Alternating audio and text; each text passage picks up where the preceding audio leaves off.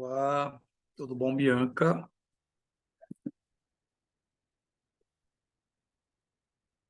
Não estou te escutando, não.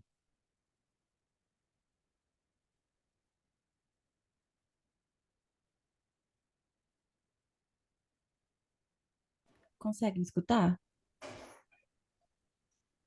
Agora sim. Perfeito. Estou testando aqui de uma vez para ver se está tudo certo. Me diga uma coisa, eu estou com uma dúvida. Os vídeos, eles já estão preparados para serem apresentados, não é isso? Beleza. Porque não ficou muito claro se os participantes iriam... Reapresentar o mesmo conteúdo do vídeo, né? Lá Eu tá... também não entendi muito bem isso. Eu estou pronta para falar sobre o meu conteúdo se precisar. Aí eu não sei como que vai ser essa dinâmica, porque querendo ou não, já vi a apresentação de todos, né?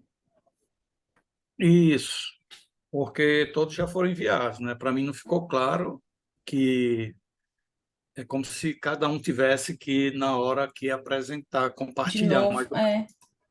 vamos ver.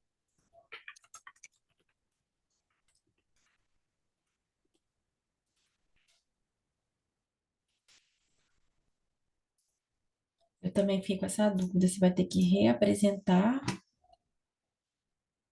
Como é que vai ser?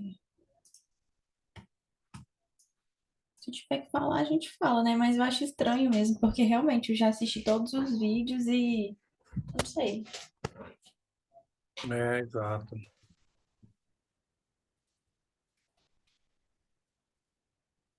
Boa tarde, pessoal. Boa Olá, professor tarde. Antônio Alves. Olá, tudo bom, Silvia? Tudo jóia? Muito A bom estar gente- aqui com vocês para a gente poder fazer essa troca maravilhosa de aprendizado.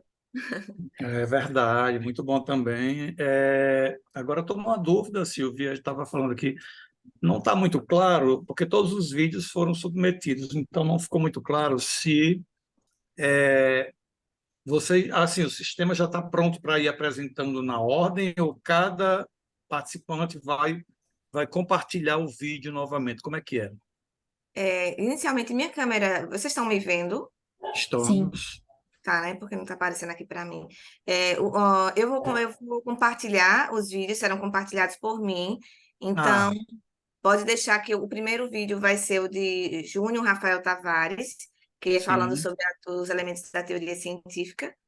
Na administração, e aí a gente tem um momento de introdução, professor, que o senhor vai fazer a apresentação do nosso tema, do grupo, e aí são 4 minutos, em seguida a gente tem 8 minutos do vídeo, que eu vou fazer a projeção, pode deixar, e aí depois o senhor abre 8 minutos para que a gente possa discutir. Só pedir, quando todo mundo entrar, eu reforço esse recado, só pedir para a gente cumprir o tempo direitinho para que a nossa sessão não extrapole. Certo, ok. Mais alguma dúvida, professor? Não, não, não, somente isso. Obrigado, viu, Silvio? Disponha. Vou aguardar os participantes, né?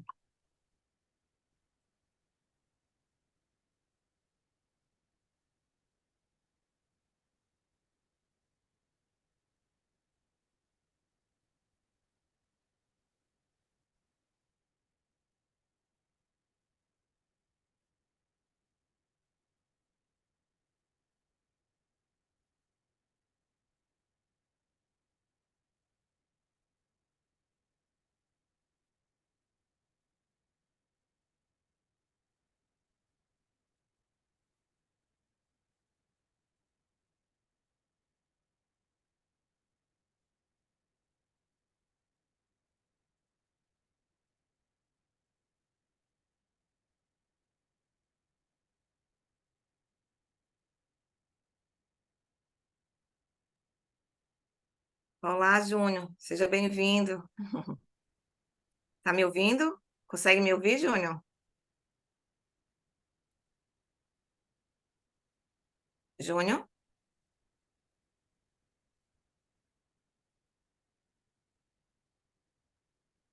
Oi, Oi, Júnior.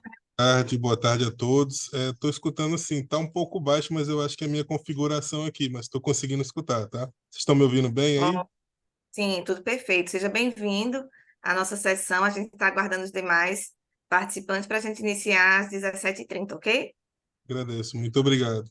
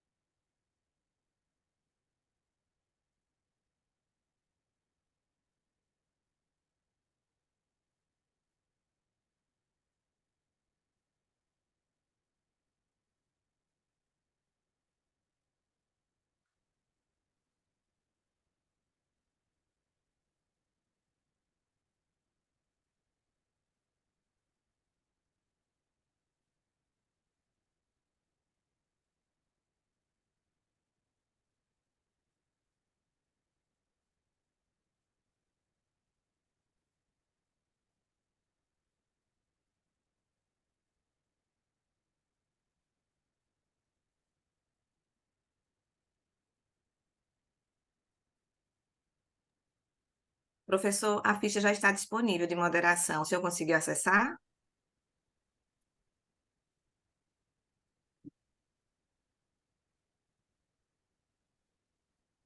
Professor? Oi, desculpa, Oi. desculpa. É o que você falou Ficha de moderação já está disponível para o senhor. O senhor consegue acessar? deixa-me ver.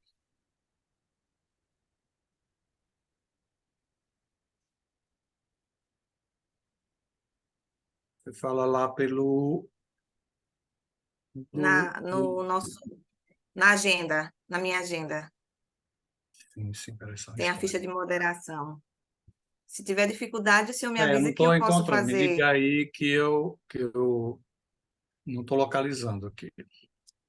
Ao lado da acessar a sala do Zoom, tem ficha de moderação, Tá, um deixa eu ver. azulzinho.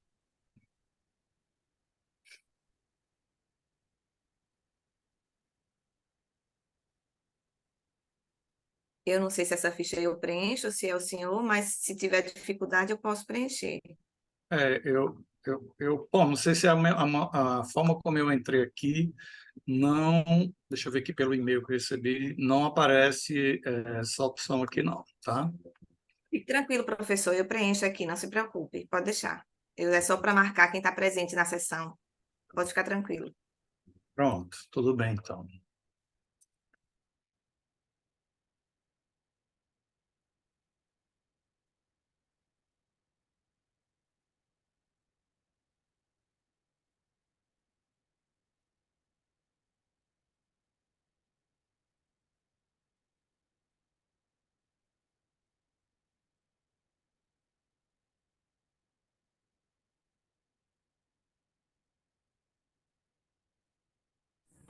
Boa tarde.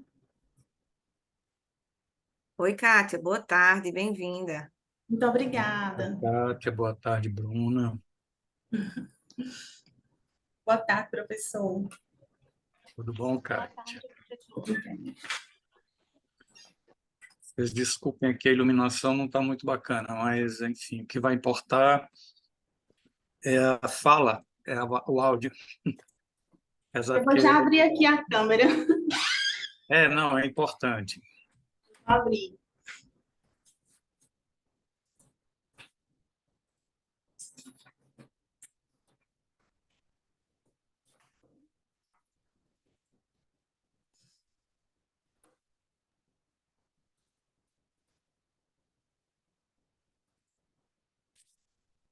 Prontinho.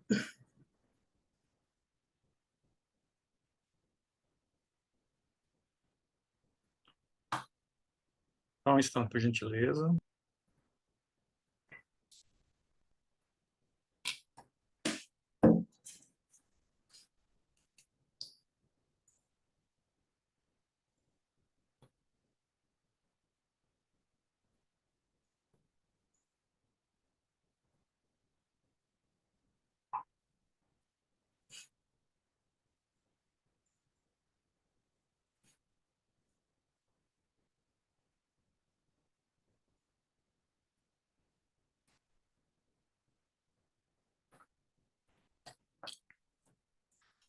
Essa tela que eu estou compartilhando, vocês conseguem ver?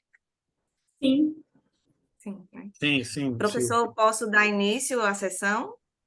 Pode sim. Eu acho que já está, né? As pessoas já estão aqui, o horário, então vamos ser fiéis ao horário. Exato. Bom, sejam todos bem-vindos ao CMEAD 23. É muito bom tê-los aqui para a gente poder trocar, fazer essa troca de aprendizagem, né?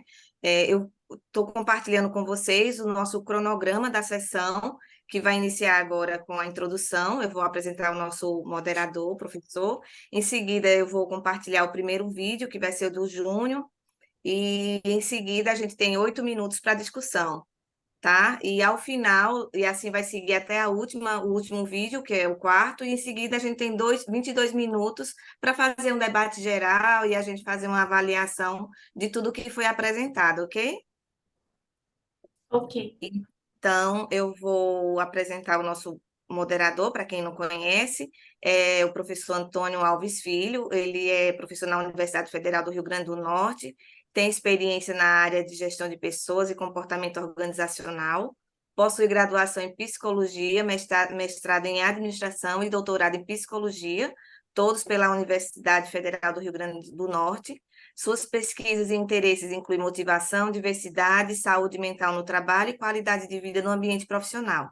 Então, seja muito bem-vindo, professor, para que a gente possa enriquecer esse debate. Muito obrigado, Silvia. É um prazer estar aqui com você, todos e todas. Uma boa tarde. Daqui a pouco uma boa noite de trabalho, no 20º, bem-vindos e bem-vindas ao 26º SEMEAD, né? Um congresso que a cada ano tem despontado na área da administração, envolvendo áreas também de outras temáticas de áreas complementares. Então, parabenizo a todos aqui que tiveram seus trabalhos aprovados, né? Então, como já foi dito por Silvia, né, nós temos aí um cronograma a seguir. Cada vídeo que já foi postado, né, quando da aprovação, vai ter a duração de até 8 minutos. Né? Então, após, nós também temos 8 minutos para perguntas e alguma discussão sobre o trabalho apresentado, não ultrapassando esse tempo. E ao final, como o Silvio também colocou, teremos aí os 20 minutos restantes para nós fazermos um debate, o que eu acho bem salutar. Não é? Então, nós temos aqui, né, 4 trabalhos, né, elementos da teoria científica aplicada ao orçamento público, né, de autoria aí do Rafael Tavares Júnior, né, Valmir Batista e Marlene Valério, e depois vantagens e desvantagens do teletrabalho na percepção dos servidores técnicos administrativos do Instituto Federal do Rio Grande do Norte, de Marina e Matheus Lima da Costa e Antônio Alves Filho. Eu sou um coautor desse trabalho. Desafios e perspectivas do teletrabalho na percepção dos gestores do Instituto Federal de Educação, Ciência e Tecnologia do Rio Grande do Norte, de autoria de Kátia Simone, que já está aí presente, e Antônio Alves. E o trabalho sobre a agricultura familiar no Brasil, contexto histórico, políticas públicas e capacidades estatais, de Bianca dos Prazeres Ferreira, Bruna Isabela e Luana Ferreira. Então, já podemos dar início, Silvia, para a primeira apresentação.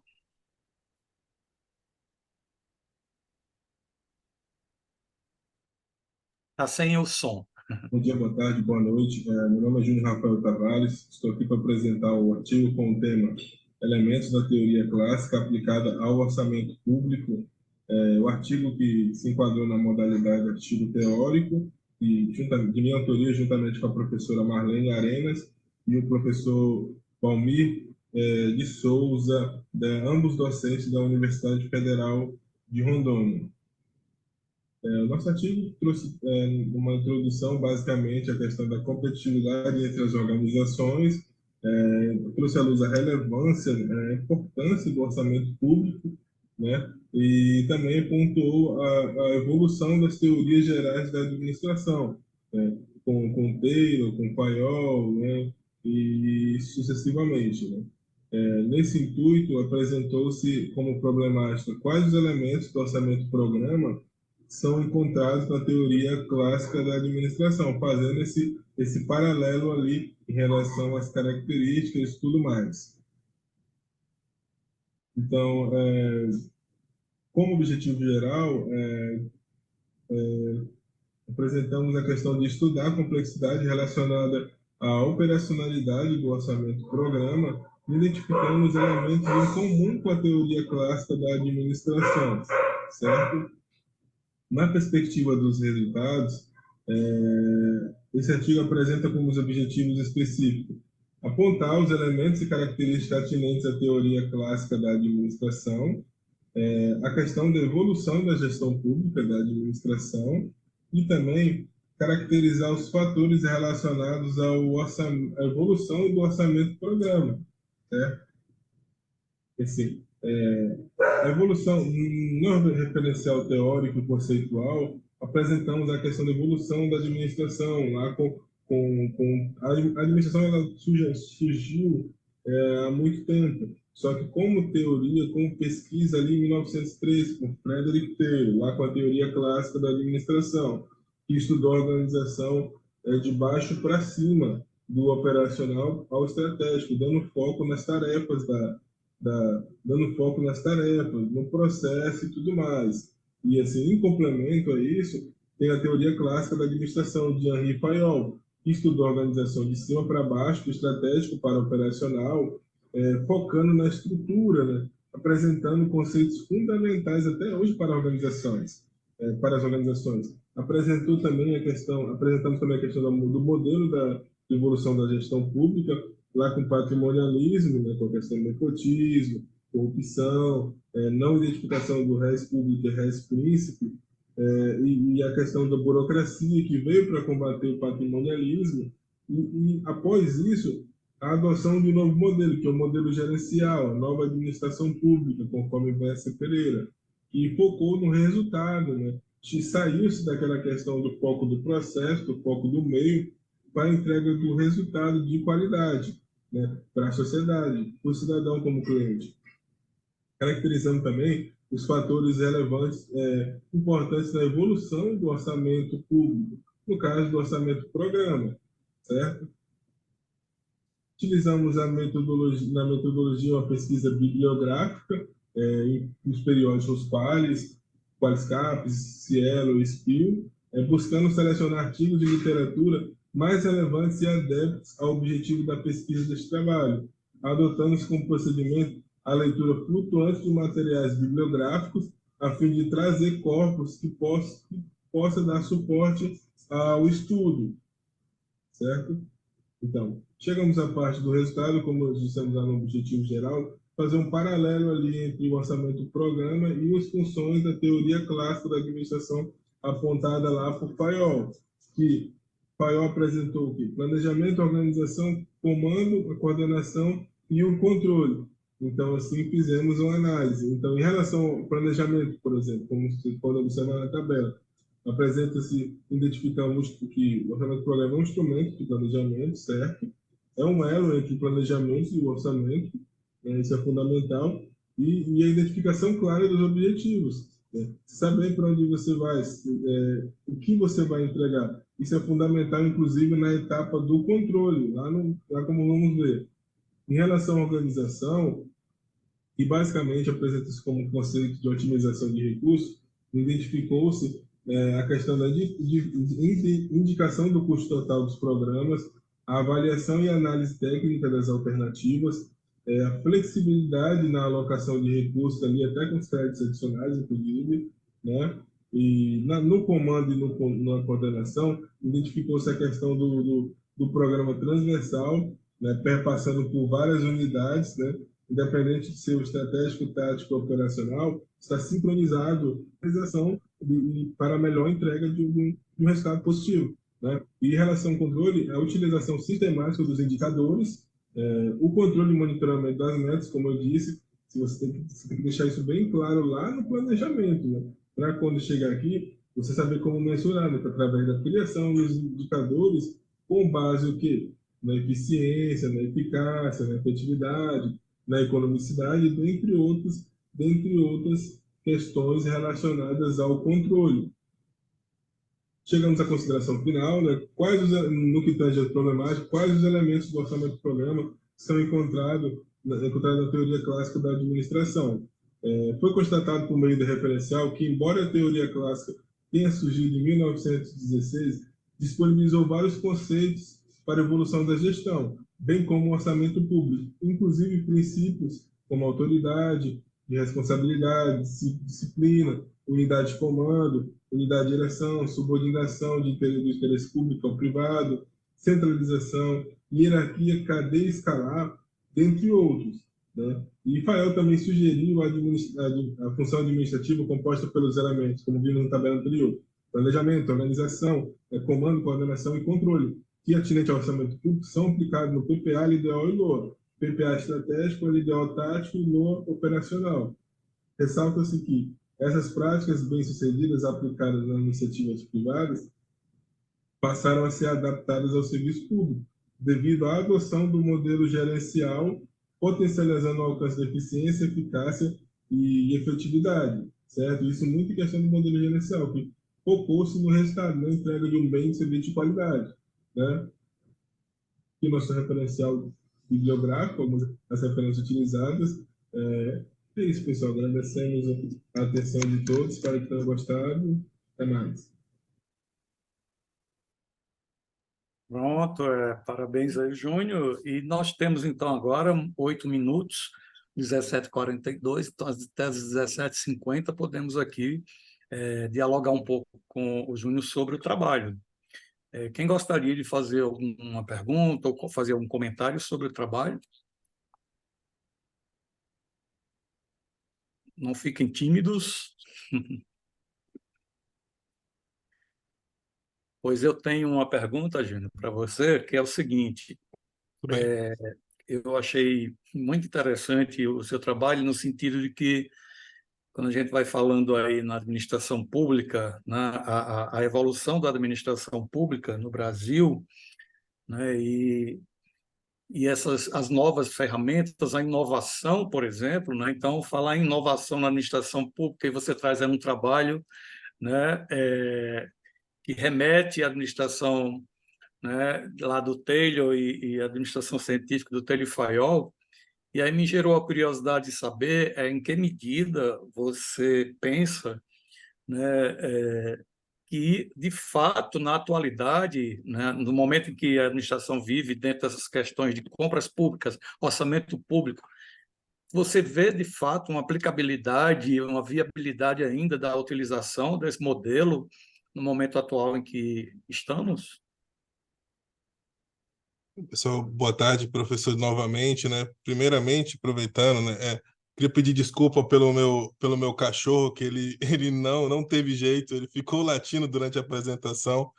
E pela minha internet também travou um pouco aqui, não sei se travou para vocês. É por isso que eu estou fazendo aqui do trabalho hoje, não expediente, tá? Mas para aproveitar as ferramentas para ter um bate-papo melhor com vocês. Então, professor, eu acredito sim que hoje, hoje esses elementos indicados por Fayol, que é aquela questão do planejamento, da organização, comando, né, comando, coordenação e controle, são sim aplicados hoje, né?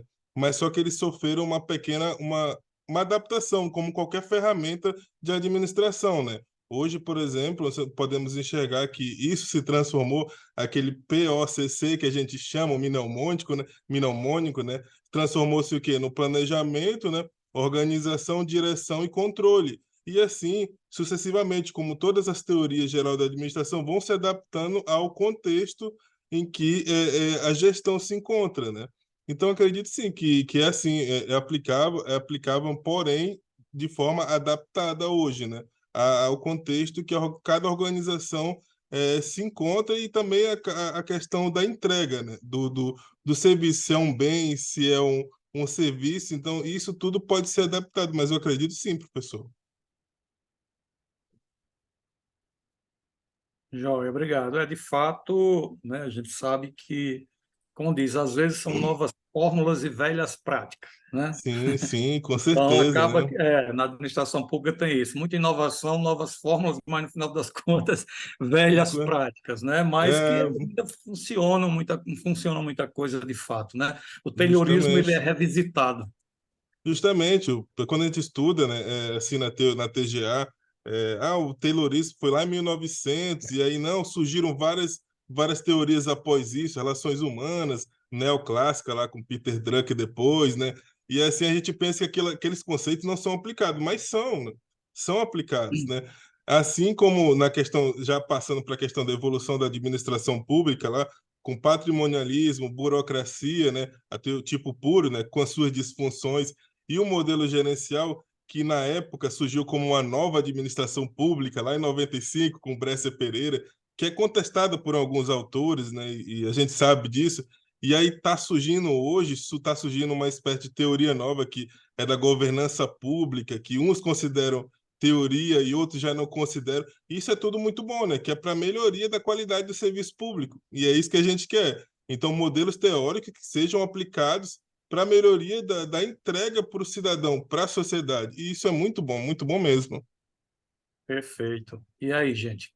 Quem gostaria de fazer Eu alguma queria, pergunta? eu queria fazer um comentário rápido. Assim, o Ok. artigo está muito bem escrito, Júnior, parabéns. Ele oferece uma análise muito interessante sobre a relação entre a teoria clássica da administração e o orçamento no contexto da administração pública. Destaca a relevância dos princípios da teoria na gestão pública atual, que é uma abordagem muitíssimo interessante, né? O artigo também levanta questões importantes sobre como essas práticas impactam diretamente a prestação de serviços públicos e, por extensão, né, a qualidade de vida dos cidadãos, como você falou há pouco. Essa análise crítica dos aspectos é importante para que a gente tenha uma melhor compreensão. E quando você fala na questão de revisitar, eu lembrei do decreto 200 de 67, né? Que foi um Isso, decreto tão antigo, mas que ainda hoje a gente o utiliza bastante para ser um direcionador na administração pública, né?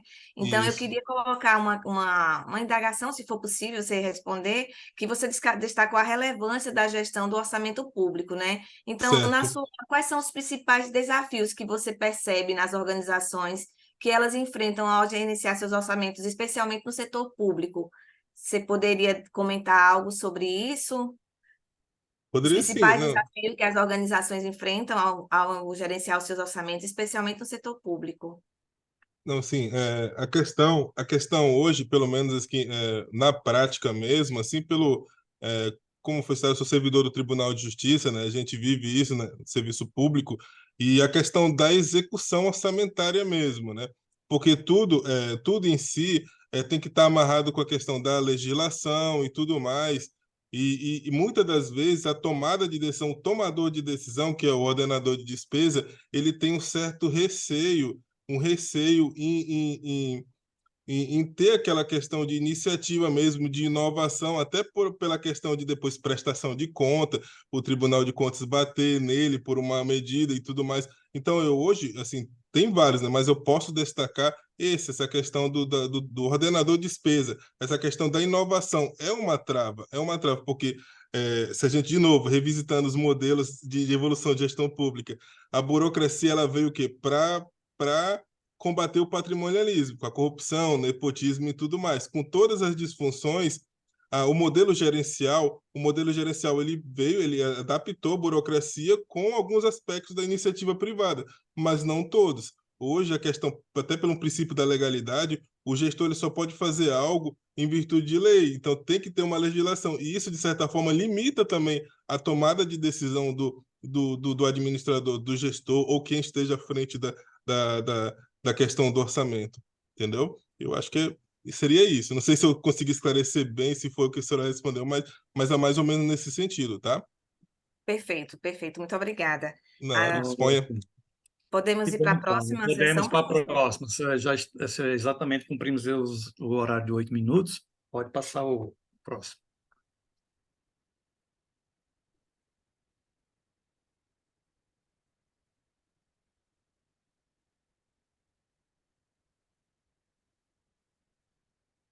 Meu nome é Antônio Alves Filho, sou professor do Departamento de Administração Pública e Gestão Social da UFRN e estou aqui para apresentar o trabalho intitulado Vantagens e Desvantagens do Teletrabalho na Percepção dos Servidores Técnico-Administrativos do Instituto Federal do Rio Grande do Norte, IFRN, de autoria de Marine Mateus Limas da Costa e Antônio Alves Filho.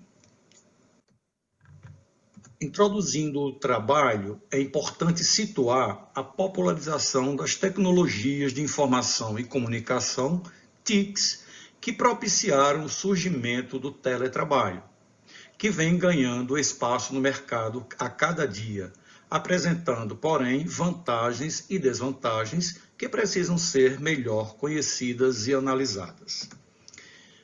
Importa lembrar que em março de 2020 foi decretada pela OMS a pandemia da Covid-19, necessitando o isolamento ou distanciamento social para a não propagação do vírus.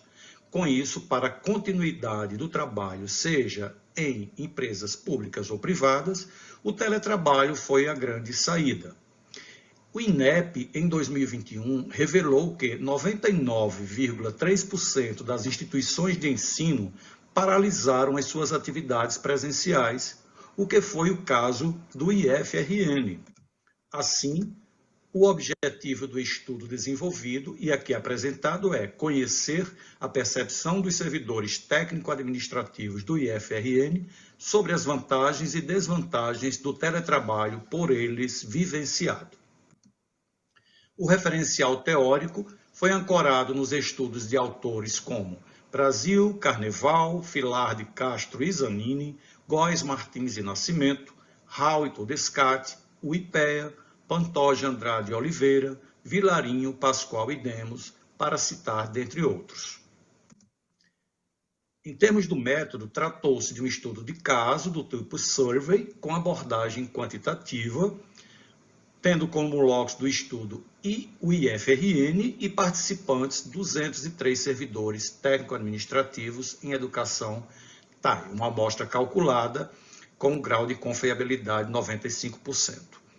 O instrumento foi o questionário Google Forms baseado em variáveis relacionadas ao contexto do teletrabalho, obtidas a partir da literatura estudada, quais sejam produtividade, custos, deslocamento, foco e autonomia, qualidade de vida, isolamento social, carreira, distrações do ambiente doméstico, carga de trabalho, visão externa do teletrabalho, infraestrutura, capacitação, comunicação e resolução de demandas. Então, essas variáveis geraram as afirmativas que compunham o questionário. Essas afirmativas, elas foram dispostas numa escala Likert, que variava de 1, discordo totalmente, a 6, concordo totalmente. Haviam afirmativas com conotação de vantagens, por exemplo, com o teletrabalho aumentei minha produtividade, e outras tinham conotação de desvantagens, por exemplo, com o teletrabalho me senti isolado socialmente. Importa registrar que a presente pesquisa foi aprovada pelo Comitê de Ética da Universidade Federal do Rio Grande do Norte. Apresentando os resultados, a primeira tabela ela mostra a percepção dos TAI do IFRN sobre as vantagens do teletrabalho, conforme suas experiências na instituição. Então, aqui estão as afirmativas, que têm a conotação de vantagens, são 7 afirmativas, seguida dos percentuais relacionados ao quantitativo de servidores tais, né, que preencheram o questionário. Então, por exemplo, o sentimento de aumentar a produtividade, de ter aumentado a produtividade, teve um índice de concordância bastante elevado, ou seja, mais de 70% dos servidores tais entenderam que, ao teletrabalhar, aumentou sua produtividade. Percentual semelhante também de concordância de que o teletrabalho fez reduzir os custos com alimentação, vestuário, dentre outros. E que também percentual igual ou semelhante de que ficou menos estressado em razão dos não deslocamentos trabalho, casa, trabalho. Índice também de alta concordância foi que com o teletrabalho se sentiu com maior concentração e autonomia nas atividades. Igualmente que melhorou a qualidade de vida em família, né? E do mesmo modo, né, ou seja, sempre com percentuais com mais de 70% de discordância em todas essas afirmações, de que tiveram menor contato com a violência urbana. Então, todos esses itens acabam que justificam também o alto percentual de que o teletrabalho é um promotor da qualidade de vida, o percentual de concordância, né? Agora, importa dizer que existem outros servidores em percentuais menores, mas que precisam ser considerados, que discordam dessas afirmativas. A tabela 2 é a percepção dos TAI sobre as desvantagens do teletrabalho, conforme suas experiências na instituição. Então, as afirmativas têm conotações de desvantagens e aqui estão os percentuais.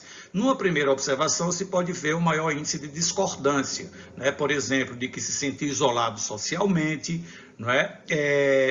De que reduziu a probabilidade de crescimento na carreira, né? Se sentiu menos disperso, né? Que, na verdade, esse item ele tem uma maior distribuição, né?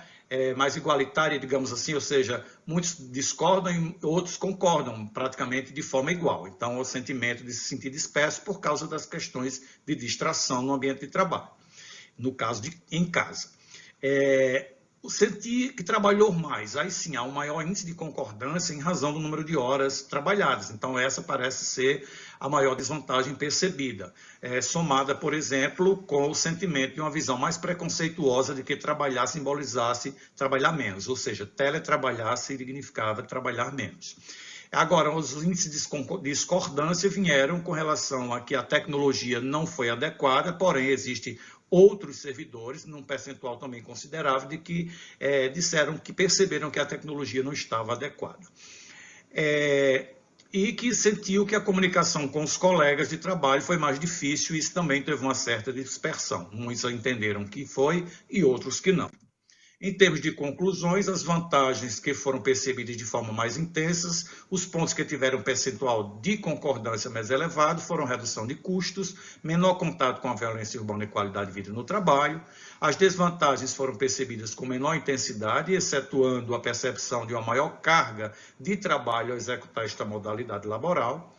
O teletrabalho, que antes era embrionário na esfera pública, hoje assume papel de destaque nessas instituições. Há boas perspectivas para a implementação do teletrabalho, de modo permanente para o estágio do FRN, principalmente a levar em consideração o cenário atual do mundo do trabalho. Aqui estão referências citadas aqui no trabalho e utilizadas, e o meu muito obrigado pela atenção. Pronto, como vocês puderam perceber, eu mesmo estava apresentando esse trabalho. A Marine foi me orientando do mestrado, ela, em função de uma viagem, não ia poder, e aí eu assumi o papel, né? Então, fiquem bem à vontade para perguntar, tirar dúvidas. Vocês viram aí as vantagens e desvantagens percebidas dessa modalidade, cada vez mais em voga, e estou aí aberto, vocês podem perguntar ou comentar, fiquem à vontade. Não se intimidem. Professor, me permita, eu vou fazer um comentário e depois os colegas podem contribuir também. Eu achei muito boa a abordagem exploratória e quantitativa adotada, que permite, né, que a gente tenha uma compreensão mais abrangente das percepções dos servidores. Achei isso muito bom. Além disso, a análise também foi muito cuidadosa dos resultados. Parabéns para os autores, o senhor e a outra pessoa, o outro autor, né? Ele destacando a importância da redução dos custos, a melhoria da qualidade de vida no trabalho e essas questões como isolamento social. Na sua opinião, professor, quais são os principais desafios que as instituições enfrentarão ao implementar o teletrabalho como uma modalidade permanente? Eu vejo muitas vantagens, eu sou da turma que vê vantagens na pesquisa, né? Então, qual é a sua opinião com relação a esses desafios que enfrentarão? Certo, ótimo. Silvia, na verdade, é um caminho sem volta, né? O teletrabalho não é algo tão atual, não é? Já tem um tempo, mas a pandemia ela catalisou, né? Ou seja, porque se tornou necessário. E isso fez com que muitas instituições, tantas empresas públicas e privadas, as privadas enfatizaram mais, viram que havia uma redução de fato de custos, houve uma redução de custos em vários aspectos, e também a produtividade, que acabou aumentando. Porém, né, como você está perguntando, os desafios eles realmente são muitos, mas para citar que eu particularmente vejo até que não deu para fazer uma exploração maior nesse trabalho, que os objetivos não contemplavam, mas, por exemplo, tem a questão do PGD, que é o Programa de Gestão de Desempenho, estabelecido pelo governo, e os servidores públicos, muitos confundem isso com teletrabalho. Teletrabalho é uma possibilidade permitida pelo PGD. Então, qual é, eu acho, que o grande desafio? Gerenciar equipes, que as equipes passarão a ser basicamente virtuais, superar uma necessidade que já se mostra, inclusive, como um problema, que é a necessidade de relacionamento, porque há um distanciamento entre as pessoas. Então, esse é um desafio, né? E outro desafio que eu aponto, que eu vislumbro, é a questão que envolve a saúde mental e física. Por quê? Porque entra uma questão da ergonomia do trabalho, Porque uma coisa é você está em casa, onde você não tem todos os cuidados, não tem todo o aparato necessário, você não tem as ferramentas. Então, esses desafios do gerenciamento, da gestão, que aí eu acho que o próximo trabalho vai acabar trazendo isso melhor, tá bom? Mas, em síntese, são esses, entre outros. Muito bom. Eu achei interessante também ver que a maioria dos servidores técnicos administrativos percebem vantagens, né? Então, isso, a redução do custo e a melhoria de a qualidade da melhoria de vida, e principalmente quando a gente vai colocar na ponta do lápis a questão do deslocamento, a questão do vestuário, isso são detalhes que a gente sabe que, ao final, conta bastante no nosso orçamento, né? E falando também sobre o autogerenciamento, eu li um livro essa semana, li o livro não, adquiri, estava esperando chegar, comprei, falando sobre desafios gerenciais para o século XXI, que fala justamente, é de Peter Drucker, e ele fala justamente sobre a revolução do autogerenciamento, que é justamente esse grande desafio que cada gestor vai ter de se comportar como um executivo principal, porque quando você está no teletrabalho, você tem meio que essa função, né, professor? Exatamente, né? Então, quer dizer, de fato, os benefícios dos custos, né? Tanto para um lado como para o outro, né? Foi muito grande. E por isso que a qualidade de vida despontou, a questão do estresse, do não deslocamento, estar mais próximo de casa. Mas aí é onde está também, né? Voltando à questão, estar próximo de casa, distante dos colegas de trabalho, que aí começa a sentir agora uma falta dessa relação com o trabalho, né? Mas é isso, o gestor ele vai enfrentar uma série de dificuldades que no presencial totalmente diferente. Aí, se alguém quiser fazer uma outra pergunta, sinta-se bem à vontade. Por favor, eu fico me perguntando também sobre o perfil desse servidor. Digo isso porque eu fico pensando se, a depender da função, a percepção dele pode mudar. De repente, eu não sei, a depender da função dele, pode ser que a resposta mude. E pessoas com funções iguais podem ter percepções iguais ou distintas. Isso também, né, é um questionamento interessante.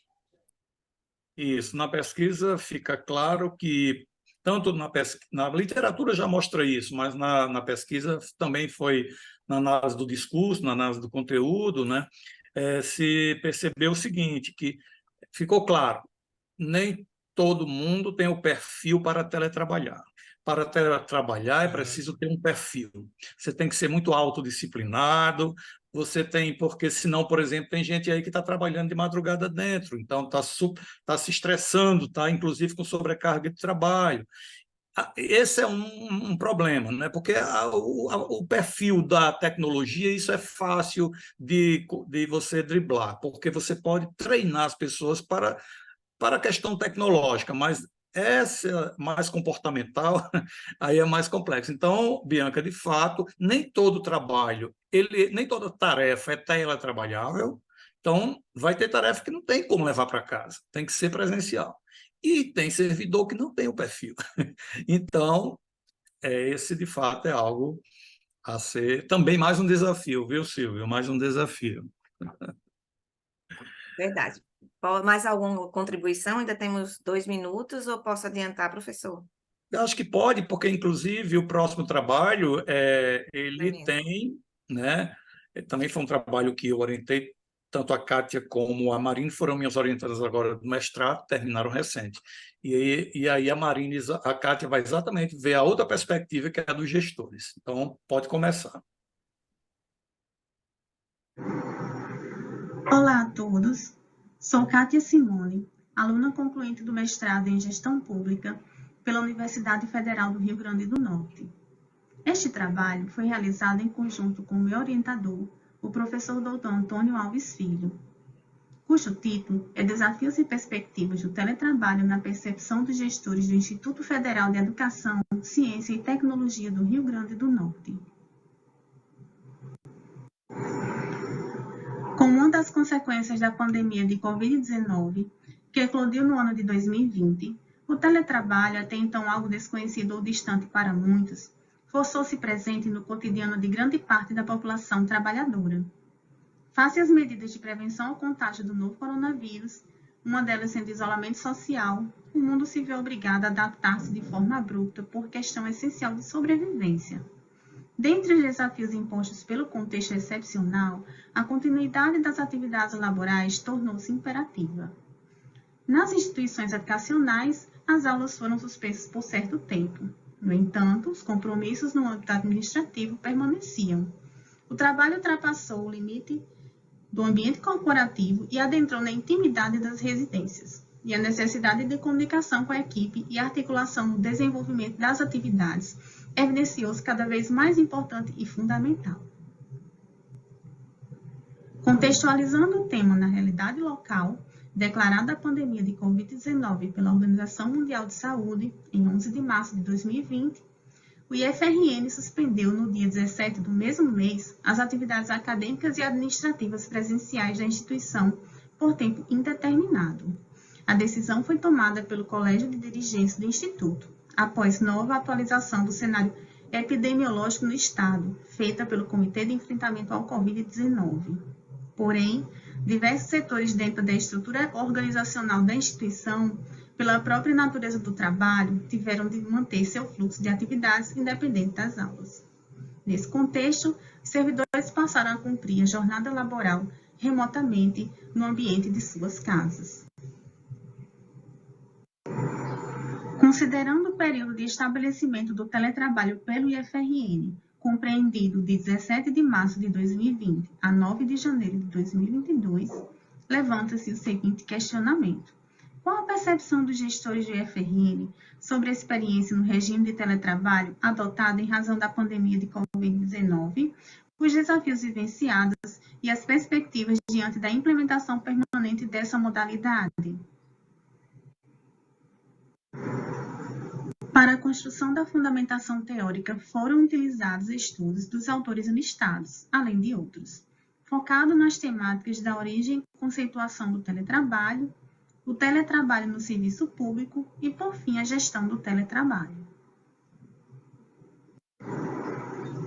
O locus do estudo foi o Instituto Federal de Educação, Ciência e Tecnologia do Rio Grande do Norte.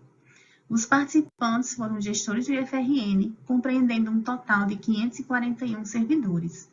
A amostragem foi do tipo probabilística aleatória simples, considerando um erro amostral de 5% e nível de confiança de 95%. A expectativa era a obtenção de 225 respostas. O instrumento de coleta foi composto por um conjunto de frases agrupadas em cada um dos seguintes temas: caracterização inicial, o teletrabalho e sua gestão, conciliação, trabalho, família, descanso e teletrabalho e perspectivas para o futuro. Em relação à caracterização inicial, esta teve por objetivo traçar um perfil sociodemográfico do grupo estudado, seguida da dimensão do teletrabalho e sua gestão, com algumas afirmativas que merecem destaque pelo grau de concordância. Dentre elas, é preciso possuir habilidades específicas para a boa adaptação ao teletrabalho. A gestão dos teletrabalhadores é mais difícil que a gestão dos trabalhadores presenciais. E durante o primeiro ano de teletrabalho, verifiquei uma diminuição de conflitos entre a equipe. No âmbito da conciliação trabalho, família e descanso, houve maioria de concordância em todas as afirmativas, demonstrando algumas dificuldades, tais como a busca do equilíbrio de forma satisfatória entre trabalho e vida pessoal, mas evidenciando também alguns aspectos positivos, tais como o fortalecimento dos laços familiares e o aumento da motivação por estar trabalhando mais próximo da família. Em relação às perspectivas para o futuro, o grupo apresentou-se bastante otimista, destacando-se as seguintes afirmativas, com um alto grau de concordância. Existem mais vantagens que desvantagens na adoção do teletrabalho no IFRN, e a gestão de equipes à distância pode ser uma experiência de sucesso. Na análise dos resultados, alguns pontos puderam ser constatados. Apesar de algumas afirmativas, os resultados não se apresentarem tão expressivos, com certo equilíbrio entre concordâncias e discordâncias, a concentração, produtividade e criatividade foram estimuladas com o teletrabalho. No âmbito pessoal, um ponto de grande desafio foi a conciliação da vida profissional e pessoal no mesmo ambiente. Sem a separação espacial, foram ampliados os esforços e buscadas soluções criativas para organizar a rotina, os horários e as demandas de ordens diversas acontecendo em casa. Dificuldades com a gestão do tempo foram largamente relatadas. Mas levando-se em conta que o cenário estudado na presente pesquisa e o cenário atual de implantação permanente da modalidade serem bem distintos, as expectativas apresentam-se no geral boas por parte dos gestores. Vacinação disponível, pandemia controlada, alívio de tantas tensões relativas à saúde, a volta do contato com outras pessoas, de poder confraternizar, rotina retomada ao mais próximo do que se conhecia por normalidade, toda essa mudança de contexto reflete-se positivamente no trabalho e nas mudanças que a modernização pede. E os gestores apresentam-se cientes dos desafios que se impõem e dos que ainda irão surgir, mas carregam boas perspectivas para o futuro do teletrabalho no IFRN. Agradecemos a atenção de todos e esperamos poder contribuir para a discussão do tema.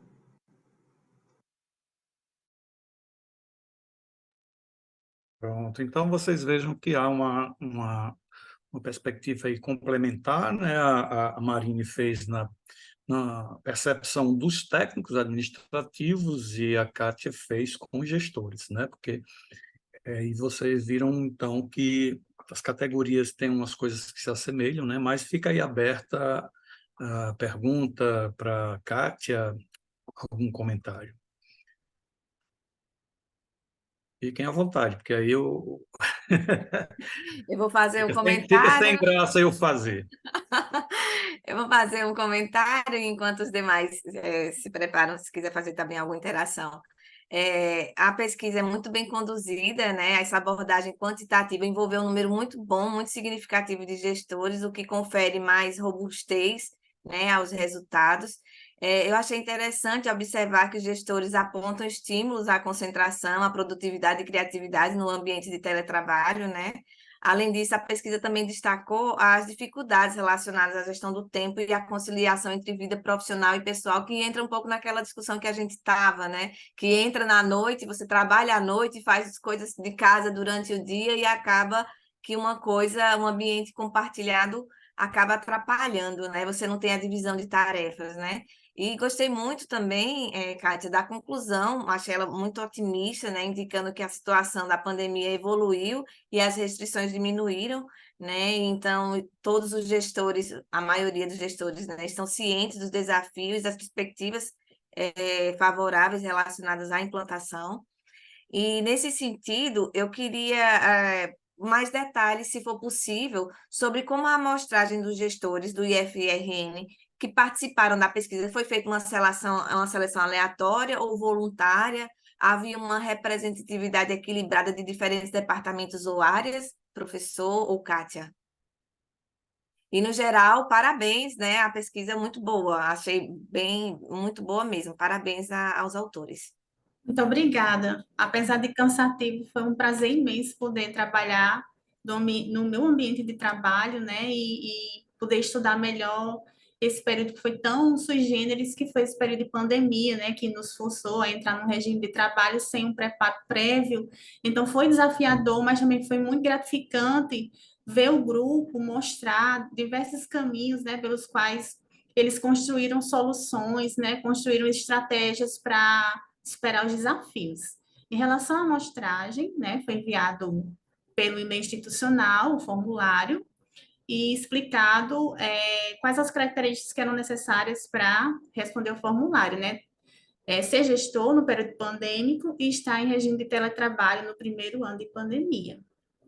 Então, foi voluntário, mas, pelo observar nos dados, houve uma diversidade muito satisfatória de ocupações. Coordenadores de curso, chefia de gabinete, direções, que existem 3 tipos: a direção geral, administrativa, acadêmica, gestão de pessoas. Então, assim, Foi muito importante essa contribuição de forma diversificada, porque o gestor de pessoas vai ter uma visão, a chefia de gabinete vai ter outra, uma diretoria acadêmica vai ter outra, porque, apesar de serem gestão, cada ocupação tem suas particularidades e seus desafios nesse período de gestão à distância, né, que ainda é um desafio, né? Os caminhos ainda estão sendo construídos num cenário mais propício, né? Mas ainda está no processo de aprimoramento, que eu acredito que vai ser constante nisso.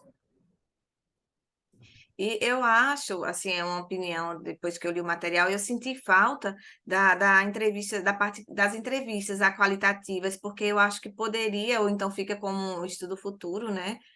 Obter mais detalhes e compreender melhor as experiências e as perspectivas dos gestores em relação ao teletrabalho. Então, eu acho que a entrevista iria dar mais informação, mais insights mesmo, né? No geral, eu acho que esse trabalho tem potencial para contribuir com outras instituições que estão considerando a implementação do teletrabalho. Parabéns mais uma vez. Muito obrigada. Mais alguém quer fazer alguma pergunta para a Kátia? Eu Só gostaria, por então. favor. Pois Ai, não, desculpa. Bianca. Pois não, Bianca. Eu queria saber, assim, como foi feita a pesquisa no sentido, foram em todas as sedes, foi em lugares específicos dessa pesquisa em si, sabe? Porque isso para mim não ficou muito claro.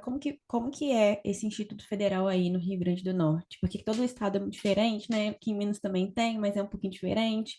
Se as cidades são grandes, se as cidades são pequenas, se isso tem diferença, se não tem na pesquisa.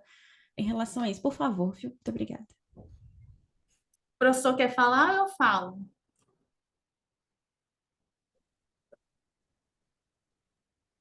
Professor? Pode falar. Tá. Sim. Bianca, o Rio Grande do Norte é um estado pequeno, né? E somos atualmente 22 unidades do IFRN com a reitoria. E o formulário ele foi virtual. Então, todas as unidades participaram, eu fiquei monitorando, né? Aquelas unidades, aqueles campi que estavam com baixo índice de respostas, aí lá dava uma cutucada. Ei, pessoal, vamos responder, por favor, né? Para ver se tinha um mínimo de homogeneidade entre os participantes de cada campus. Então, foi bem diversificado e abrangeu o estado todo. Né? Temos a felicidade de ter esse quantitativo de campos no estado, apesar de ser um estado pequeno, e também foi observado, né, certas particularidades em relação à capital e interior, né, porque a gente sabe que a diferença de economia com transporte vai ser muito mais percebida em quem está na capital, apesar de ser percebido também pelos servidores do interior. Então, foi feito dessa forma, foi feito de forma virtual e abrangeu todo o estado. Ótimo, então. A gente vai ter mais 20 minutos ao final, né, que a gente pode voltar a algumas coisas do trabalho, mas vamos passar agora para o último trabalho, não é, Silvia, que é o trabalho da Bianca.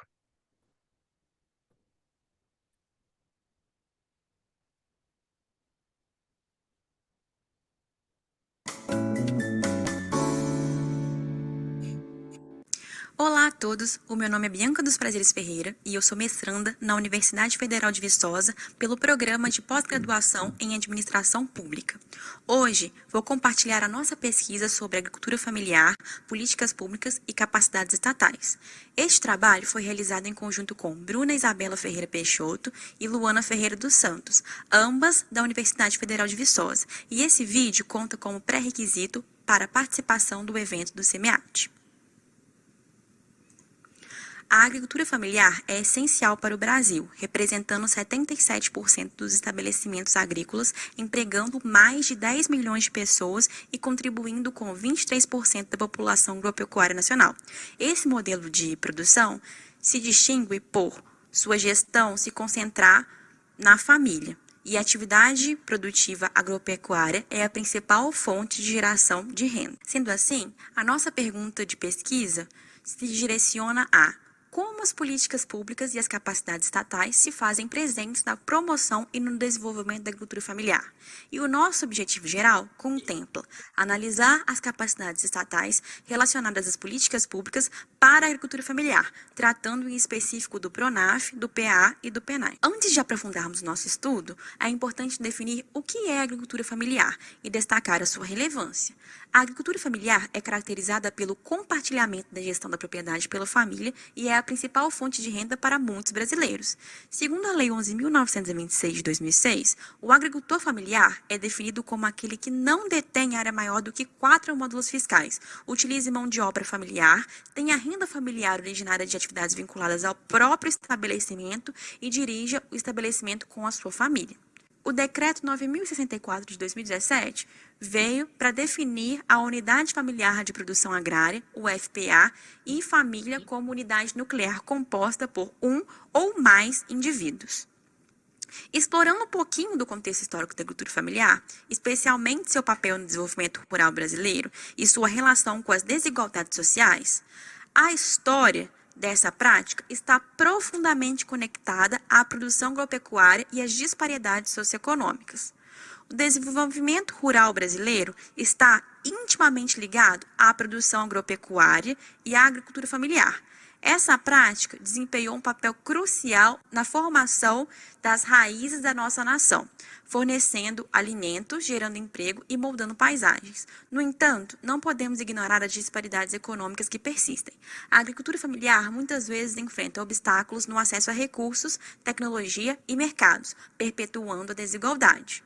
Embora as desigualdades sociais ainda sejam uma realidade, a agricultura familiar tem o potencial de ser uma força poderosa na redução dessas disparidades, desde que apoiada por políticas públicas eficazes e capacidades estatais competentes, como discutiremos adiante. Assim, torna-se pertinente discutir o que são as políticas públicas e capacidades estatais e como elas estão entrelaçadas. As políticas públicas são as ações governamentais destinadas a resolver problemas sociais, enquanto que as capacidades estatais abrangem recursos, habilidades e competências necessárias para que o Estado alcance os seus objetivos. Vamos apresentar agora um pouquinho do PRONAF, do PA e do PENAI. O PRONAF ele foi criado em 1996 e marcou o reconhecimento estatal à agricultura familiar, concentrando-se em 4 linhas de atuação: o financiamento da produção, infraestrutura, capacitação e pesquisa. O PAA foi lançado em 2003 como parte do programa Fome Zero. O PAA visa combater a fome, agregando valor aos produtos da agricultura familiar e apoiando a sua comercialização. Já, em último, o PENAI, sendo a mais antiga política de segurança alimentar. O PENAI conecta a agricultura familiar à oferta de alimentos saudáveis nas escolas, incentivando bons hábitos alimentares. Veja, no quadro 1, os aspectos dos programas do PRONAF, do PA e PENAI, com objetivo geral, público-alvo, componentes principais, controle social e gestão e monitoramento e avaliação desses 3 programas. Diante dos resultados, especificamente no contexto da agricultura familiar, muito se discute acerca das capacidades estatais necessárias ao desenvolvimento rural brasileiro, sobretudo em relação às políticas públicas destinadas à agricultura familiar. A análise das capacidades estatais considera os aspectos relacionados aos planejamento estratégico, coordenação entre diferentes atores e órgãos governamentais, monitoramento e avaliação, capacidade de gestão financeira e orçamentária, fortalecimento institucional, promoção da participação e diálogo com os atores envolvidos, desenvolvimento de parcerias e estabelecimento de diretrizes claras e regulamentações adequadas. Destaca-se a capacidade político-relacional como um elemento crucial para o sucesso dos programas. A referida capacidade carrega consigo a habilidade do Estado em estabelecer relações de confiança e cooperação com os diferentes atores envolvidos. As capacidades estatais podem contribuir para o fortalecimento das cadeias de valor envolvendo a agricultura familiar, a agregação de valor aos produtos, qualidade e acesso a mercados. No que diz respeito à sustentabilidade, podem incentivar a conservação de recursos naturais e a adoção de práticas agrícolas ambientalmente amigáveis. For analisado como as capacidades estatais desempenham um papel crucial na formulação, implementação e avaliação dessas políticas públicas. Também foram discutidos os desafios enfrentados pela agricultura familiar, como a falta de acesso a recursos, tecnologia e mercados, e como essas políticas podem ajudar a superar esses obstáculos. A agricultura familiar pode contribuir significativamente para a segurança alimentar, redução da pobreza rural e práticas sustentáveis. Para concluir a nossa análise das capacidades estatais relacionadas às políticas públicas para a agricultura familiar, destaca a importância dessas políticas na promoção e desenvolvimento dessa categoria. Para garantir a efetividade e a sustentabilidade das políticas públicas, é essencial o aprimoramento das capacidades estatais, incluindo planejamento estratégico, coordenação entre diferentes atores, monitoramento e avaliação sistemáticos, fortalecimento institucional e promoção do diálogo com os agricultores familiares. Como pesquisadores, incentivamos futuros estudos de caso para avaliar como as capacidades estatais influenciam a implementação e os resultados dessas políticas públicas em diferentes contextos e regiões do país. Aqui estão as referências bibliográficas.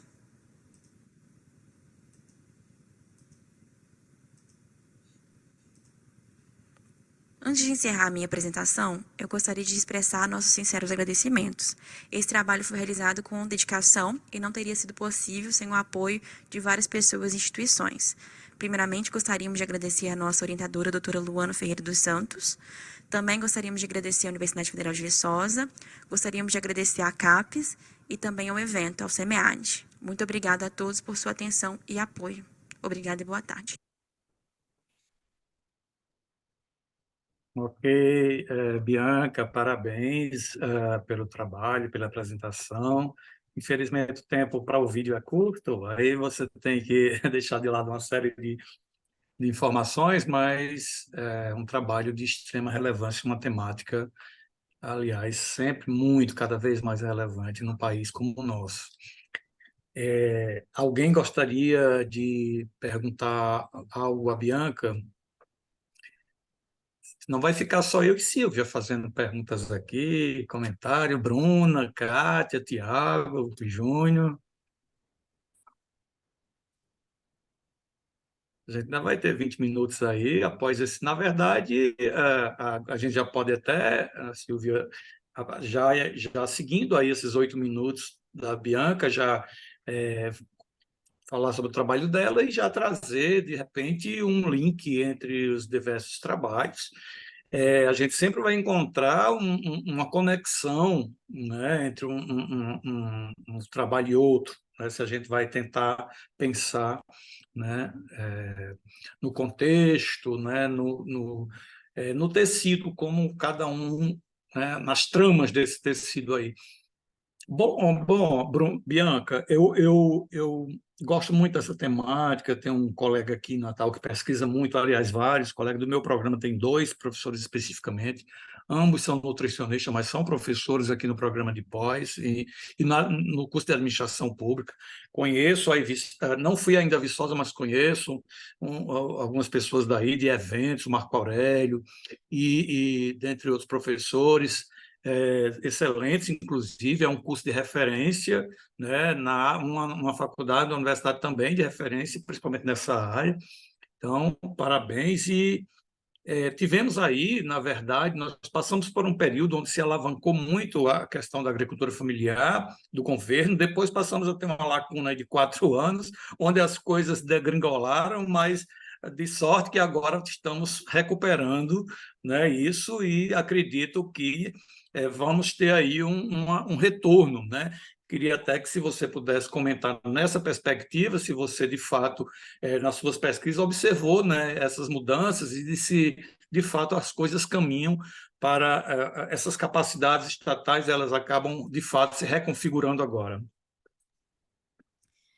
Inclusive, esse é o tema da minha dissertação. Eu vou falar sobre um pouco dessa pegada de fazer uma linha temporal, né? Juntando desde 1996, lá do Pronaf, até agora, o primeiro mandato de governo de Lula, comparando mesmo as agendas, né, governamentais, as prioridades, e muito tem a ver com isso, com o fato de ter acontecido um desmantelamento e agora a gente está recuperando uma série de políticas públicas em relação à agricultura familiar. Inclusive, o Marco Aurélio é orientador da Bruna, que é a minha companheira de pesquisa, que fez a pesquisa comigo. E aí, na hora que você foi comentando assim, fui pensando assim, você é muito bem-vindo em Viçosa. Se vier, por favor, coloque isso em tudo quanto é lugar que eu quero ver o senhor, eu quero ver essa Ah, pesquisa, tá bem? obrigado. Mas é isso. Realmente teve mesmo uma diferença muito grande, muito pelo momento político que a gente estava vivendo, e inclusive isso vai ser debatido na minha dissertação. Convido vocês já de antemão a quem sabe dar uma lidinha na minha dissertação que vai sair aí. Que joia! Então vai ser um excelente trabalho. Essa coisa da linha do tempo é sempre importante, porque eu sempre digo, não tem como você analisar um fenômeno sem analisar o contexto em que ele está, né? Porque senão a gente não considerando esse contexto, você não consegue dar conta, né? Então, por exemplo, os resultados aí do tanto do trabalho da Marine como da Kátia, eles têm a ver com um contexto, um período, não são resultados em função do período da pandemia, aquele um ano em que as instituições suspenderam. Então, é claro que se você vai pegar agora, passado mais algum tempo, né, uma nova pesquisa, você pode encontrar resultados um pouco diferentes, né? Então, o Júnior também falou de um modelo, digamos assim, já que pode ser considerado por muitos ultrapassado, mas de fato não são. Mas por quê? Porque para a época, né, a época de Taylor e Fayol, né, então aquilo se justificava muito. Então, para muitos pode não ter, se configurar bem agora, mas a gente sabe que muita coisa tem proveito. Bom, mas antes de eu já estou praticamente tecendo os comentários, mas ainda podemos aí falar mais especificamente do trabalho da Bianca.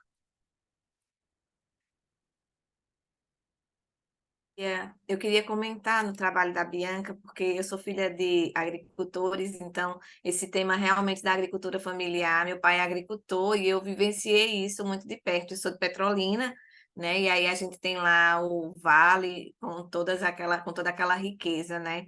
Então, assim, esse tema realmente, Bianca, me emociona em ver o potencial que ele tem no desenvolvimento econômico do Brasil, né? E seu artigo ele demonstra como as políticas públicas desempenham esse papel fundamental no fortalecimento da agricultura familiar, fomentando o crédito agrícola, né, o apoio institucional, a valorização dos produtos por último, e não menos importante, a segurança alimentar, né?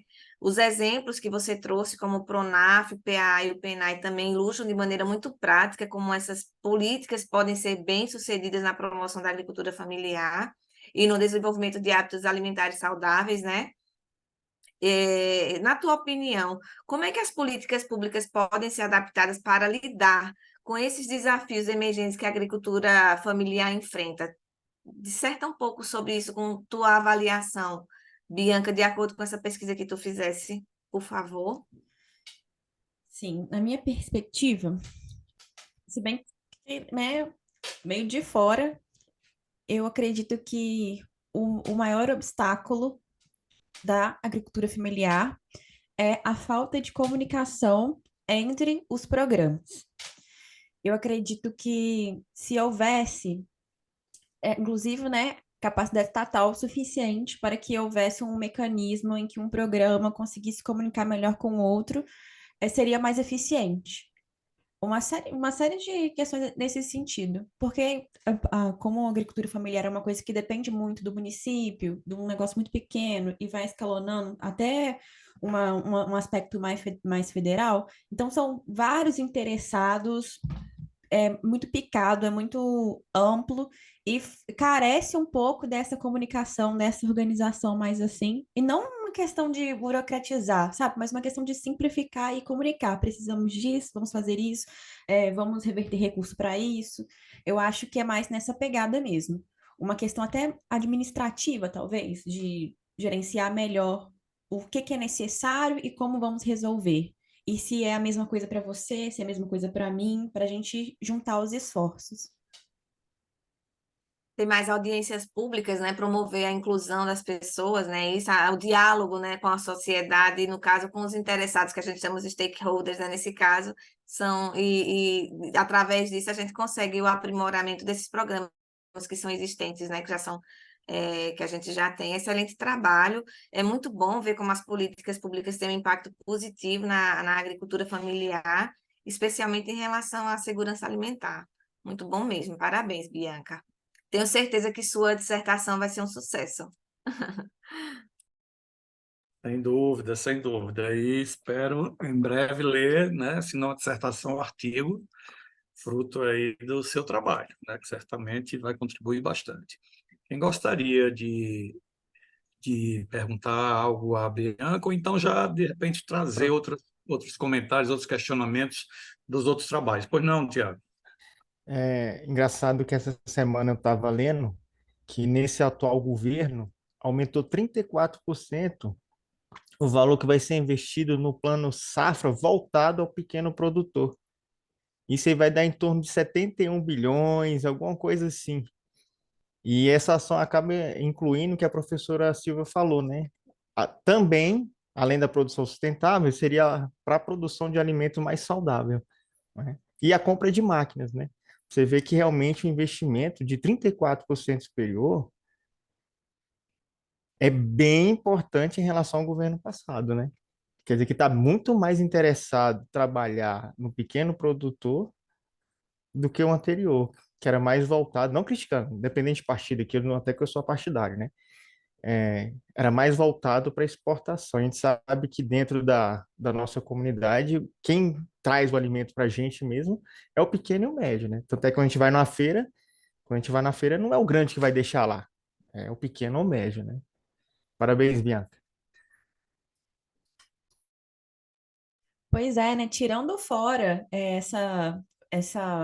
eu gosto de falar assim, esse maniqueísmo mesmo, de mal e bom, do grande produtor, do pequeno. Mas assim, gente, quem abastece as nossas feiras é o pequeno produtor, sabe? Então, assim, tudo bem que realmente as grandes escalas de produção rural, elas sustentam, tudo bem, mas assim, o Estado ele tem que intervir para ajudar quem está vulnerável, tem que vir ajudar esse produtor que ele precisa de ajuda, né? O desequilíbrio está aí. Então, tendo em vista que a agricultura familiar é tão pequena, mas com tanto potencial, pequena que eu digo assim, são vários produtorzinhos batalhando ali para, sabe, com tanto potencial, a gente tem que voltar os olhos a essa classe, né? E parar de Bianca, ignorar as necessidades de financiamento. ótimo. Bianca, a título de contribuição, eu não sei se cabe no seu material, mas a nova lei de licitação, a Lei 14.133, ela trouxe bem destacado essa questão da agricultura familiar. Inclusive, eles têm prioridade na parte de contratação, na parte de pagamentos, inclusive na ordem cronológica de pagamento, eles têm prioridade. Chegou a nota, paga, pelo menos é o que a lei diz, né? A gente sabe que há um distanciamento do normativo para a prática, mas o governo tem trabalhado realmente nessa parte de ir priorizando, né, o agricultor, alinhando também com os ODS, né, naquela questão de promover o desenvolvimento sustentável. Então, essas linhas, essas metas estão todas alinhadas. Então, o governo federal, na parte de licitação, em consonância com os ODS, tem buscado isso. Então, se couber na sua dissertação, talvez valha a pena você colocar uma paginazinha fazendo essa ligação. Dá uma olhada na lei de licitação e aí você pode fazer essa ligação com os ODS. Com certeza, muito obrigada, inclusive. E aproveitando o gancho da fala, realmente existe um espaço, uma lacuna mesmo, entre o que é decidido juridicamente, normativamente no Brasil, e as reais capacidades estatais, né? Existe um lapso muito grande. Muitas coisas são decididas a título de norma, que fica lá bonitinho, só no livro, no escrito, mas na hora da prática mesmo, não tem as necessárias capacidades estatais para tornar aquilo ali eficiente ou para trazer algum retorno em relação a isso. É uma crítica muito grande também, que inclusive não só em relação à agricultura familiar, tem como a gente trazer para outros temas também, como um outro trabalho que eu trabalhei com a Bruna, que era sobre saúde mental, umas normas que surgem, assim, regulamentos que surgem, e que, na verdade, surgem, mas são vazios, né? Porque só está ali na norma mesmo, mas o Estado não tem capacidade suficiente. Então, também tem isso também. É muita promessa, mas na hora da prática a gente não consegue cumprir. Como é que está funcionando isso, né? Devia ter mais noção, sim, do que dá para fazer para que na hora que fosse decidido conseguisse implementar isso da melhor forma possível e de fato trazer um benefício. Se não implementa metade também, não adianta. Isso Da mesmo. mesma forma, no trabalho de Júnior, quando ele falou da teoria da administração, a gestão por competência, né, Júnior, que também é muito importante a gente buscar que a administração pública faça essa trilha de aprendizagem com os gestores e com os servidores, porque não adianta você só tentar desenvolver a base e não educar também os gestores. Eu sei que é muito difícil a gente conseguir que os gestores entendam que eles também precisam aprender, né?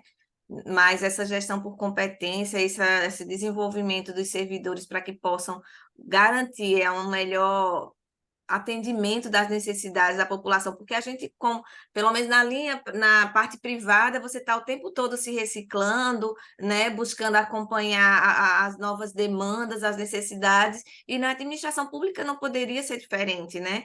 Então, essa tendência da gente buscar reciclar é necessário, e eu acredito que essa nova administração pública, esse modelo gerencial, traz isso. Agora, cabe também aos servidores, aos gestores, a parte do top-down, né, a pirâmide, né, ter consciência do que é necessário para que o chão de fábrica funcione bem, que é o que a gente chama a base da pirâmide, né?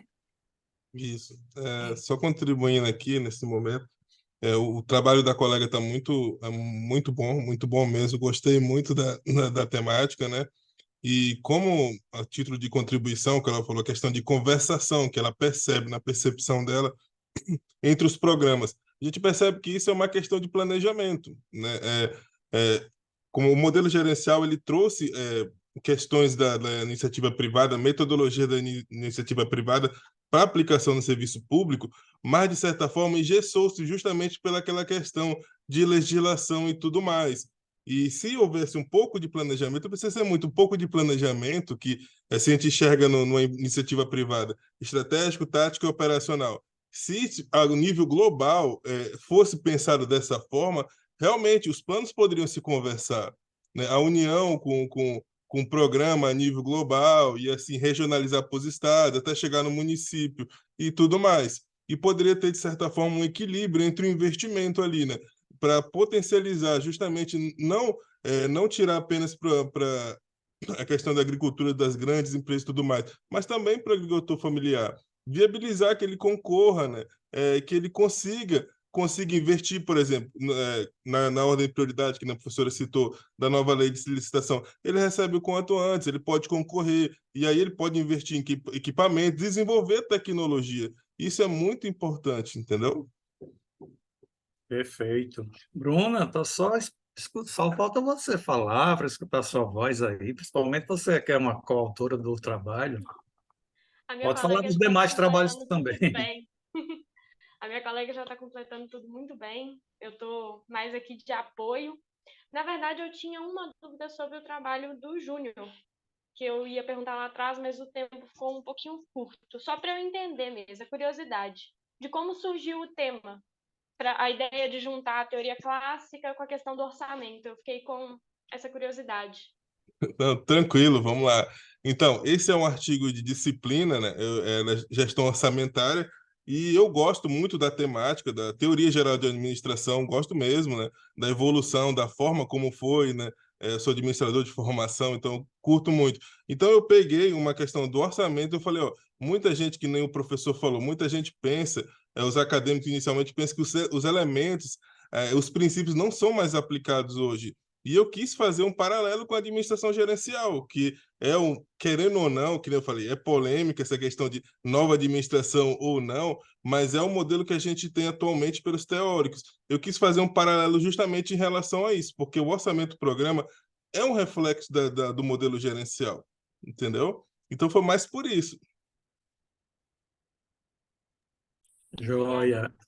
Muito bom, Júnior, exatamente. Eu acho que foi boa pergunta aí da Bruna. De fato, também era uma curiosidade inicial que eu tinha. Como foi que ele veio pegando qual foi a ideia, qual foi a inquietação, né? Mas eu falei, por exemplo, há pouco tempo, eu tenho um amigo aqui que hoje, inclusive, ele é o presidente do CRA daqui, do Rio Grande do Norte, o Flávio Emílio. Ele fez um artigo muito interessante, Taylor Revisitado. ele mostrando exatamente que, apesar, na atualidade, mas já tem um tempo, né? É uma atualidade que não é, mas tem um tempo, esse artigo tem uns 10 anos, mas ele falou exatamente isso, de que quando vai analisar, e ele que dá muita consultoria nas empresas, quando vai analisar a forma de gerenciamento dessas empresas, principalmente as privadas, né? Mas também no público, você vê que ainda vem essas velhas práticas, significando dizer que não é porque são velhas práticas que não funcionam, né? Elas acabam funcionando. A gente sabe que, por exemplo, né, quando a gente vai estar falando aí em gestão pública, nova gestão pública, no final das contas, elas não suplantaram as demais. Então, você às vezes vê a burocracia, ela continua, né?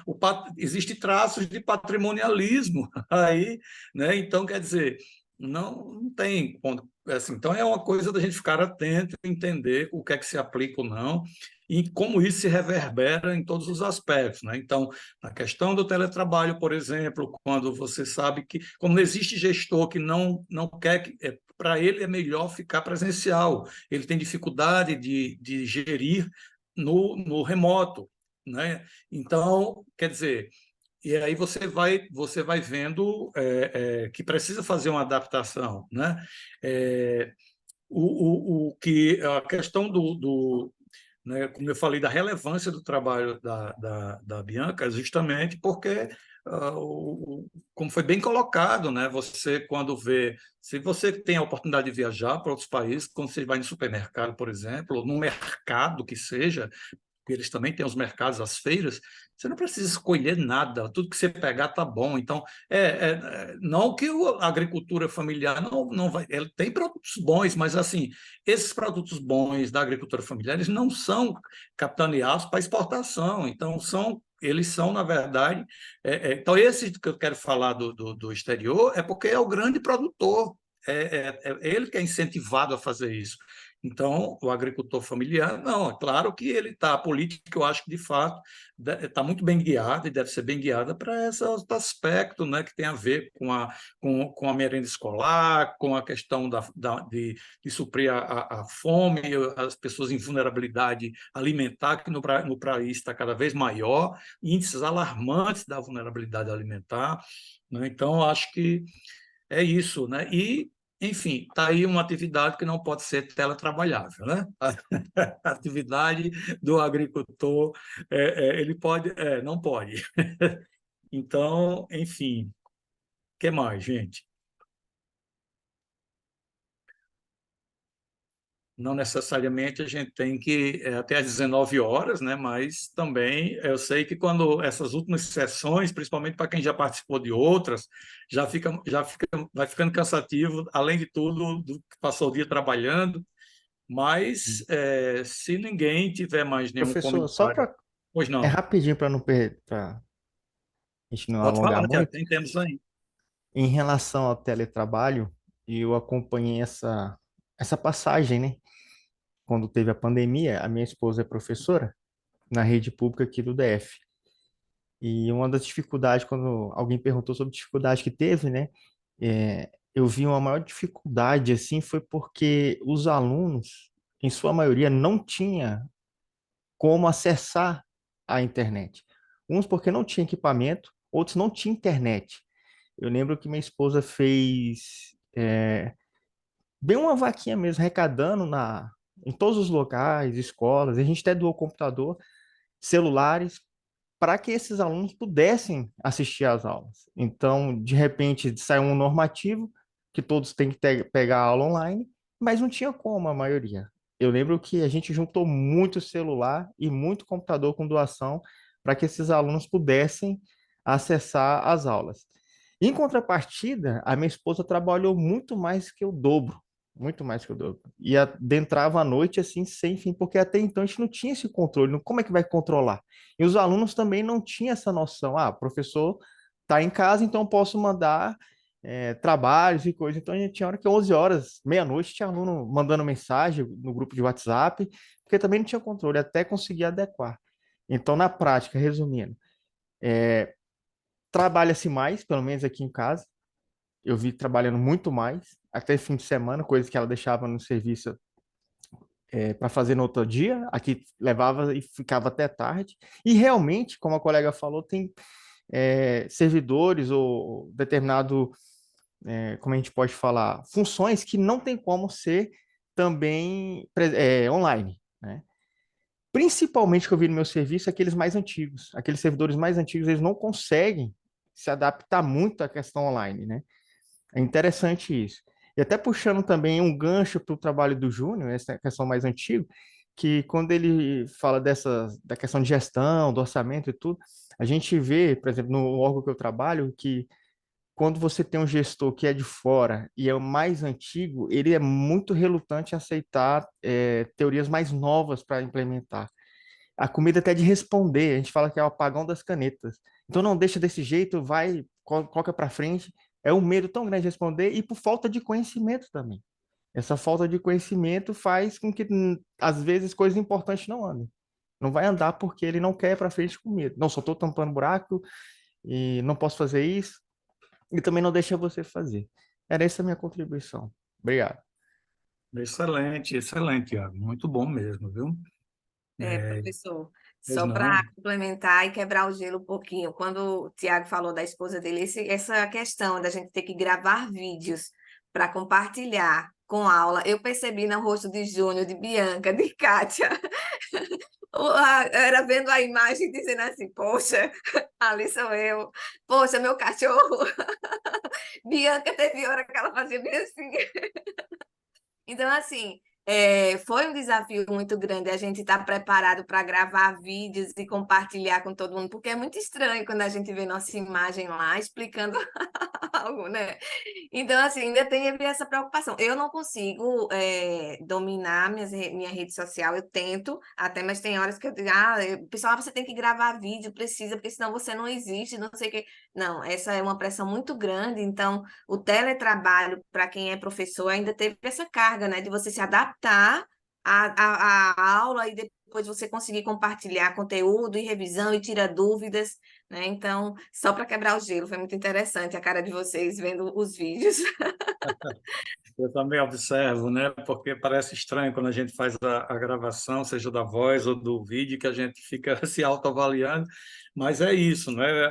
Quando eu fui assistir antes, que eu assisti todos os vídeos antes, e o vilão do Júnior, o cachorro latindo, eu disse, é a realidade, é a realidade. Então, os alunos, quando eu dava aula, era para as bolinhas, né? Não tinha aluno, abria. Os alunos do mestrado ainda abria, mas a graduação o pessoal não abria. Então, eu me acostumei, mas assim, porque eu também respeitava, né, que era questão de não estar num ambiente adequado. Inclusive o teletrabalho tem isso, né, porque uma coisa é teletrabalhar dentro de um escritório na sua casa, um lugar bem organizado, com equipamento adequado, com a cadeira ergonômica, e sem que os filhos vão lá incomodar, ou seja lá quem for, né? E isso não é a realidade. Com relação ao serviço público, por exemplo, o teletrabalhador ele até assina um termo de compromisso onde ele diz que, inclusive, é de responsabilidade dele tudo, o equipamento, etc. Então, o que eu não acho correto, né? Então, isso é, de fato, algo que precisa ser sempre discutido. E todos nós aqui tivemos uma experiência com essa questão do remoto, né? Que, óbvio, tem os pontos, os prós e os contras. Observe que nós estamos aqui participando de uma modalidade remota, o que, em termos de custo, por exemplo, nos exime de muita coisa. É passagem, é hospedagem, alimentação, não é? Então, quer dizer, o tempo começa às 17h30, 17h20, eu posso chegar. Então, existem as vantagens. Qual é a desvantagem? Não tem como ter uma interação, não é a mesma coisa, por exemplo, se nós estivéssemos numa sala presencial, né? A interação é diferente, né? Então, de qualquer maneira, favorece, né? Então, é isso. Eu acho que a tecnologia ela traz essas vantagens no ponto de vista do trabalho, né, em todos os sentidos, né, a tecnologia, como eu digo muito, a época de Taylor, a tecnologia lá era altamente avançada. Eu digo para os meus alunos, a gente fica falando sobre a primeira, a segunda revolução, a terceira e agora a quarta revolução industrial, e nós olhamos para as outras e achamos meio ultrapassada, capenga, você disse, daqui a pouco tempo, e não é muito tempo, a gente vai olhar para trás e vai dizer assim, que coisa mais antiquada essa coisa sabe? Então, tudo tão evolui tão rapidamente, né? Mas é isso, eu acho que, Silvia, eu vou fazer aqui o meu encerramento, depois você faz a sua, né, a sua parte, aí que você fez a abertura, você faz o fechamento, mas eu queria aqui agradecer a presença de todos e todas, né? Fiquei muito feliz com a apresentação, os temas variados, mas que você pode encontrar digamos assim, um ponto em comum em alguns deles, em todos eles, aliás, né? Então, parabenizar a Bianca, ao Júnior, né? A Bruna, a presença do Tiago, Silvia, agradecer muito aí a sua gentileza, a sua maneira de conduzir tão bem, né? Dizer, eu espero que em breve eu vá lá presencialmente em Viçosa. Por enquanto eu Isso. porque quero ir ver, conhecer a terra de fato do melhor doce de leite, né? Porque é o doce de leite de Viçosa, isso aí eu já provei, né? E a Unir, que eu já fiz uma pesquisa sobre as universidades brasileiras, e é uma das universidades aí do norte que produz bastante, né? Na pandemia produziu bastante, né? E a Universidade de Campina Grande, né? Também conheço, né? Silvia, você é da universidade lá em Campina Grande, não é isso?